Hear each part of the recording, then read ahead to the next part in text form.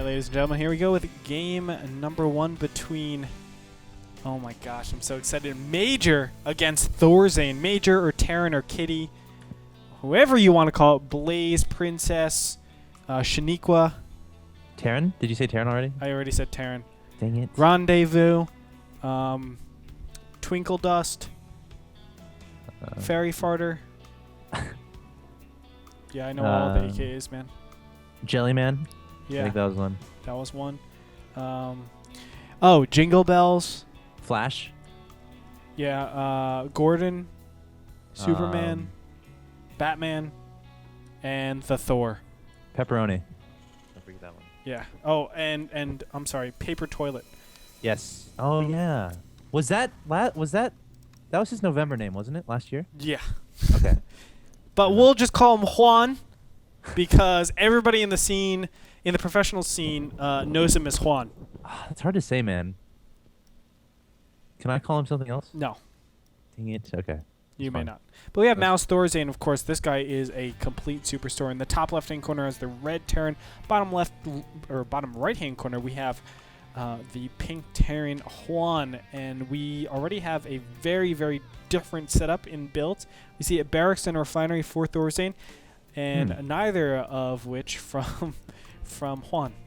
Yeah, I think Juan is going to go for a fast expand. Yes. Is that a terrible prediction? 15 command center, 16 barracks, and then 17, 18 refinery, something around there. That's normally what we see. There's the 15 command center. Yeah. And prove me right. Get an additional SCV, Juan. Boom. Headshot. Nice call, Gretorp. Thanks, man. I'll give you all the credit for that one. Appreciate it.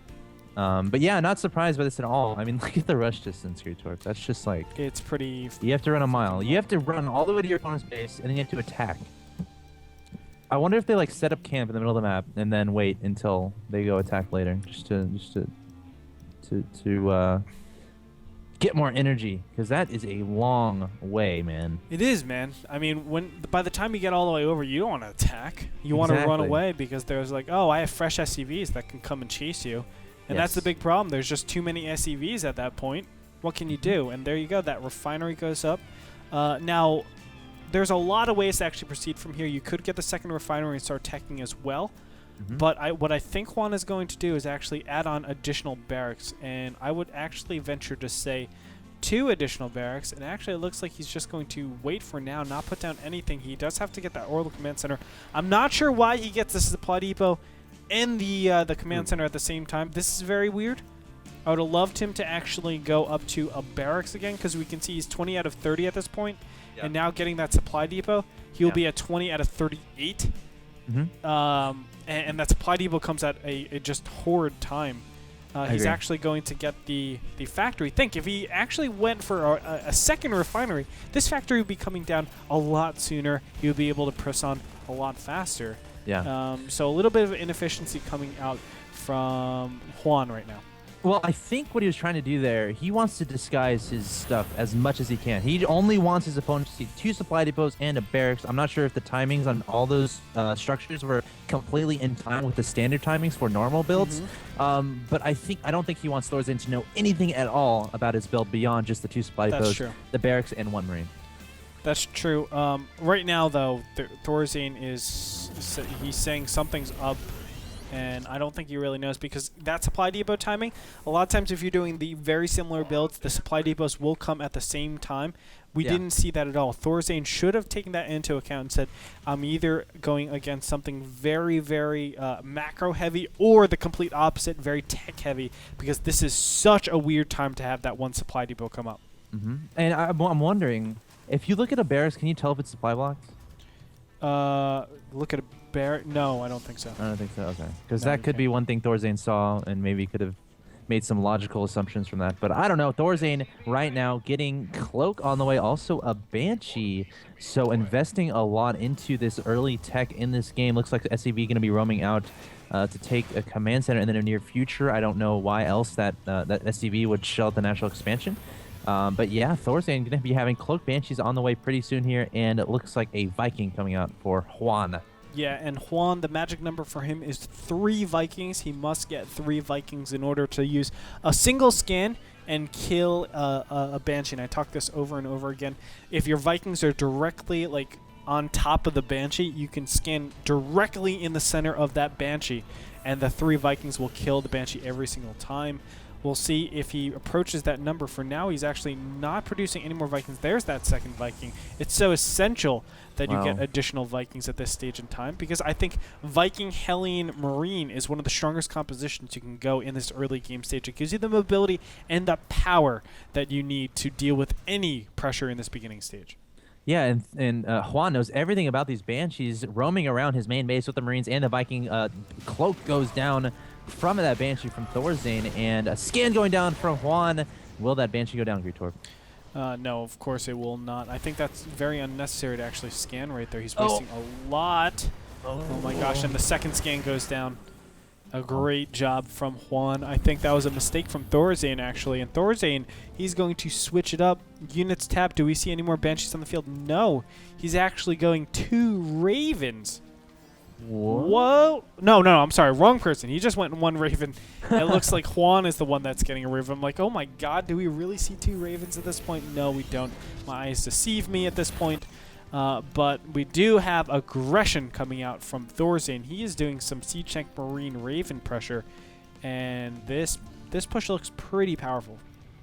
Yeah, Juan in defense has 1, 2, 3, 4, 5 Blue Flame Hellions. Marine's going to engage that, and I don't think Juan got the best engagement. Oh no, sacrificing 2 of his Hellions there, and Juan has to be very, very, very, very careful. This is looking pretty darn scary. Yeah, that could have lost him the game, actually. Losing those Hellions represents the biggest way to actually kill those SCVs, but here we go. SCVs being pulled off, and the Hellions just cannot get good fires. The SCVs go down so fast, and Juan is going to be cleaned up so fast. Wow. Just losing those Hellions loses him the game, to be completely honest. There's no way to fend this off effectively, and he already took a massive loss, 39 harvests to 33 at this point. His main advantage came in the SCV count because he got the command center so much early. Now that he lost that and lost his army, he's behind in every facet possible.